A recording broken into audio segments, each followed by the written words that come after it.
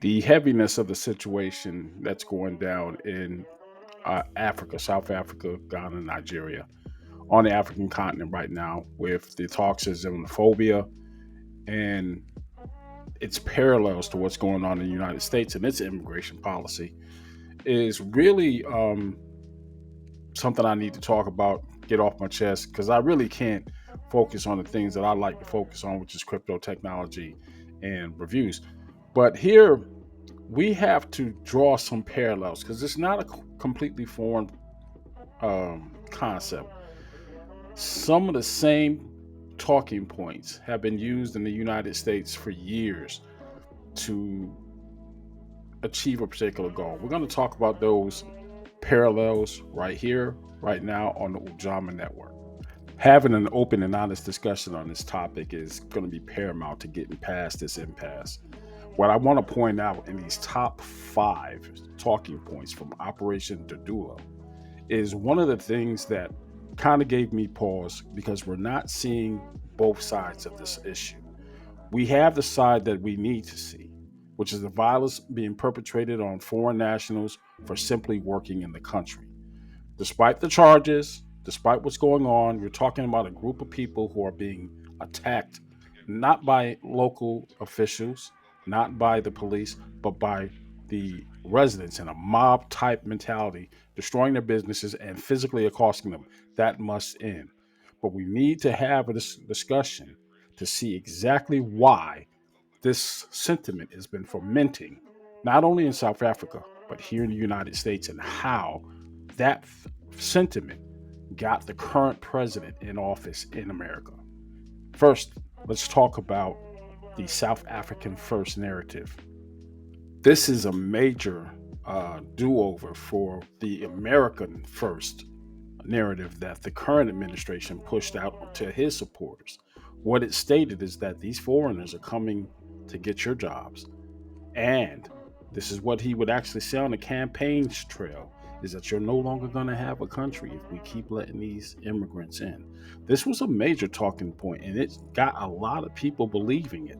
And what we saw in terms of even among African American voters, especially in Chicago, where illegal immigrants were receiving school and housing in predominantly African American areas, and this became, you know, fuel for the fire in which even 9% of the African American voting public voted for those policies because they got tired of seeing benefits going to people who hadn't paid into the benefit system.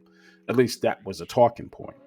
And it started making sense. It started showing its head in the town halls, and people would start seeing what was going on. And you would have these debates, and it wasn't just Chicago. It happened in New York. An entire school was shut down just so we can house illegal immigrants who had been shipped up from Florida and Texas because the governors of those two states decided that this is a liberal problem and they're not going to take it anymore. And when they got here, those New York residents had to find different ways to get their kids educated from home while the schools were being used to house these unhoused illegal immigrants. This was a problem. That was a major talking point in the United States. So when you see this policy doing the same thing in South Africa, where a complaint like that is being levied, you can understand now that people hear this and get very, very angry. Whether it's true or not, this is something that has to be discussed. And we need to take a good look at all of what's going on. Next issue is stricter enforcement of current immigration policies. This is South Africa we're talking about, remember. But this was a major talking point, again, here in the United States. What we're talking about here in the United States is faster deportations and more controls of those borders. Now, with that said, we have something in this country called ICE. That's Immigrations and Customs Enforcement. Um, Without that, some years back under the Obama administration, there were more deportations without the flood of funds or the talk of building a wall, more the deportations of people who were not supposed to be in this country in the first place under the Obama administration, which is a liberal uh, administration. And it was doing 300 to almost 400,000 deportations per year. Now, it did not slow the tide of people coming in. It didn't go tough enough, according to the current administration, at the border itself. They're able to get into the country and use DACA to stay here indefinitely. And that was a major talking point. And the populist message, the nationalist populist message, got disseminated that way. The only difference that I see between what we did here in the United States and what uh, is happening in South Africa right now is the violence being enacted upon the people by South African citizens. These are not law enforcement. This is not a government branch that's going out and harassing these people. These are other citizens. Even if you can classify each one of these individuals who have been accosted as illegal immigrants, one of the things that a strong immigration policy would do was weed that out. But again, in the United States, we have our own difficulties with it.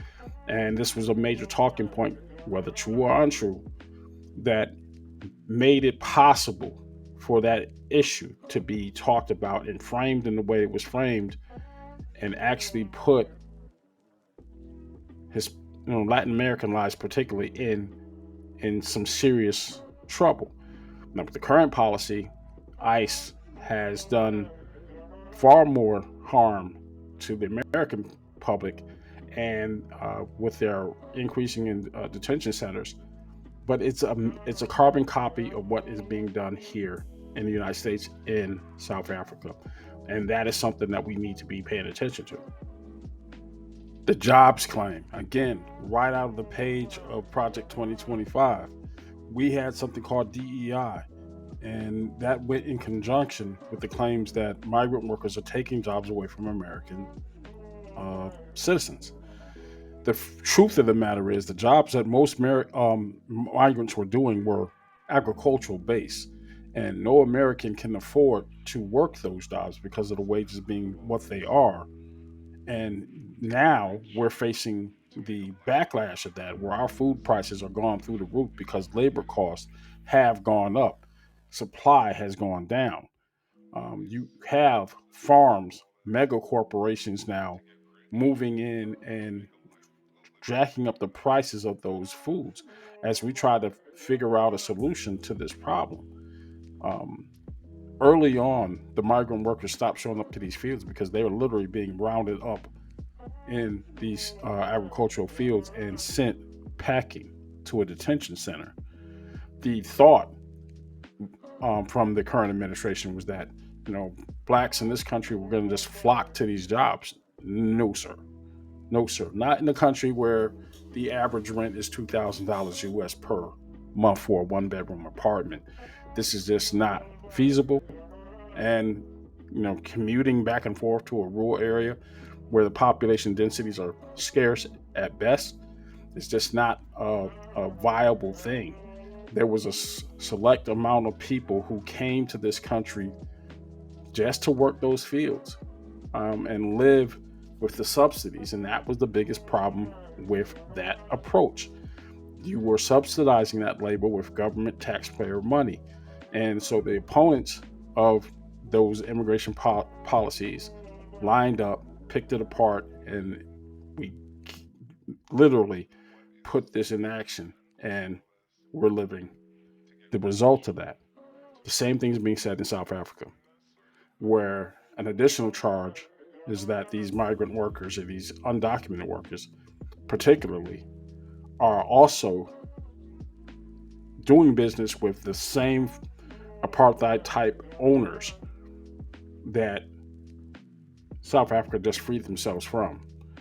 This was, again, a pull on nationalist ideals so that you can paint the migrant in the worst possible light to get the most people against this thing and stir up those emotions, whether true or untrue. And then I think in both cases there are just some things that we need to discuss because it does sound like it rings true. So the American voter voted, you know, the way it did. And again, we in the African American community had a whole list of other reasons why we voted against Donald Trump. But what they did not vote against in large numbers were those immigration policies that were affecting their communities. And that was a major talking point. Can't can't sugarcoat that. The crime and drug argument.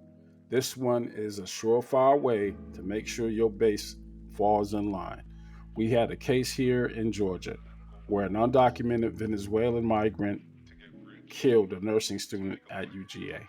And this grabbed the headlines and grabbed the attention of the voting public like nobody's business. Um, is this to say that all illegal immigrants or immigrants particularly were capable of this? Not at all. But the fact that it happened here and it was preventable because this individual was able to get through those borders, this was a major talking point. And this is what got this individual in office. And the same argument is being made in South Africa. That's 4 for 4. Literally out of the page playbook of the Republican Party in America is being talked about in this operation Dudula in South Africa. The same exact talking points. When you have a narrative like that, it is going to sway opinions wildly. Now, in the U.S., in that last debate where we had current president just tell a bold-faced lie that Haitians coming into our cities and eating cats and dogs, and rolled with it, despite it being untrue. It stayed on the national radar for a while, and people began seeing all Haitian immigrants as straight up savages. And it didn't sit right with the local government where the Haitians were migrating to, and it didn't sit right with the African American. Well, we saw that as what it is, just blatant racism, and we voted accordingly against this president. But again, anytime you can drum up the type of story that can be used to sway emotions, anybody who voted against that president at that time would have had, and rightfully so, face some backlash. The thing that you have to focus on is separating policy from a political figure. I think protecting American citizens should be first and foremost, no matter the political party. First and foremost, no matter the political leanings. When something like that happens, you have to be unified. You have to make sure that this doesn't happen again. But you have to do it in a way that doesn't create more crimes. Of all the talking points with the Trump administration's policy on immigration, this one got the least pushback from African American voters. We still voted against them, but it wasn't because of this. And this was the strain it was taking on public services. And this is another talking point, again, right out of the Trump handbook and being used in South Africa to really drive home the point that those services have to be paid for. When people come to this country illegally, the infrastructure does not set up for it. And as a result, cuts have been made. We talked about that at the beginning of this video in Chicago and New York. Those are just the tip of the iceberg. Now, granted, services that are designed to help American citizens should go to American citizens. This is, again, a talking point that resonated within the African American community. And it was so poignant that, the overwhelming number of African American voters, particularly African American females, were a little concerned that black males would support Donald Trump. We didn't. We looked at that issue as a separate issue compared to everything else he was doing or planning to do in this administration had done. We also had a number of immigrants themselves who voted for Donald Trump. And you looked at that breakdown and you saw what it was. We held the line. African Americans held the line, despite the fact that some of those policies were literally designed, at least on paper, to shore up America first. Why would we vote against it? Well, we didn't vote against that. We want America to succeed, but we want it to succeed with honor. And we do not want people to be subjugated to the kind of the treatment that they're getting here. But we also don't want to be paying for your subsidies. And that was a major, major issue. And as the tail of the tape came out, it was the descendants of migrants and the migrants themselves who were in this country illegally and some legally voting and voting with Donald Trump against their own interests. That was the tide. Same thing is going to happen in South Africa. You have pissed off the populace, pissed them off. And it's all about policies. I want to end this here because there are those five parallels that are telling us that there are some problems on the ground. You can talk around the issues, but when the populace feels that they're being snubbed, this is where the anger comes in. Again, this is not any support of the violence that's going on against those citizens. These are the talking points. This is why these people are so angry.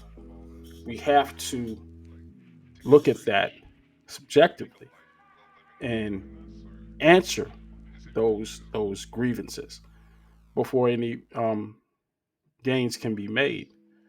I personally have a problem with how this is being played out because I believe, just as President Muhammad said, that this is a playbook that other nations are watching the United States and how it's attacking this immigration issue. And you look around the world and people are doing exactly the same thing. So, again, take all of these points and see how it's affecting you personally. Leave your comments in the section below, and I'll talk to you later.